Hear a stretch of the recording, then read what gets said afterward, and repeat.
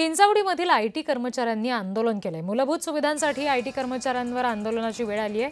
Hinjawadi IT कर्मचारी आणि व्यावसायिक चाकण एमआयडीसी पाठोपाठ हिंजवडी आयटी कर्मचाऱ्यांनी सुद्धा आंदोलन पुकारलंय।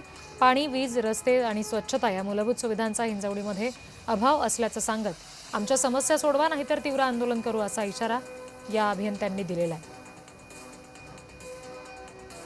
पाण्याचा प्रश्न आहे, रोडचा प्रश्न आहे, बेसिक अम्युनिटीज तुम्ही जर ग्रामपंचायत गेला कचऱ्याचा प्रश्न आहे तर ते ग्रामपंचायत तेवढी कॅपॅसिटी नाही। आमचं म्हणणं आहे की जे आता जे रस्ते जे वगैरे रस्ते जे आहेत ते शेतकऱ्यांना योग्य मोबदला द्यावा आणि रस्तेच व्यवस्थित करावा आणि पाणी चांगलं व्यवस्थित पुरवावं। बस निवासी होने के नाते मेरी पहुंच ग्राम पंचायत तक है। मैं ग्राम पंचायत में हमने अर्जी दी है कि भाई ये हमारी प्रॉब्लम सॉल्व करो, कचरा टाइम पे उठाओ।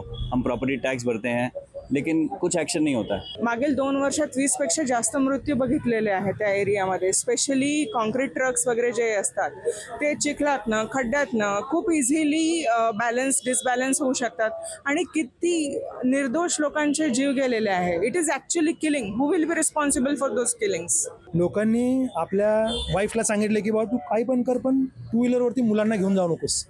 तुला मी 4 व्हीलरमधनं पाठवतो, तू कॅब कर, पण तू 2 व्हीलरवर जाऊ नको। अशी आज परिस्थिती तिथे आहे आणि एकाच ठिकाणी 50-50 RMC प्लांट आहेत। ते सगळे तिथल्या आजूबाजूच्या एरियामध्ये सिमेंट पुरवतात।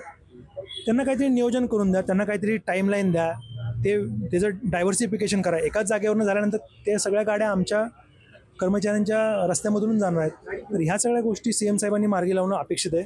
दुसरं कोणी आत्ता तो विषय हातात घेत नाही।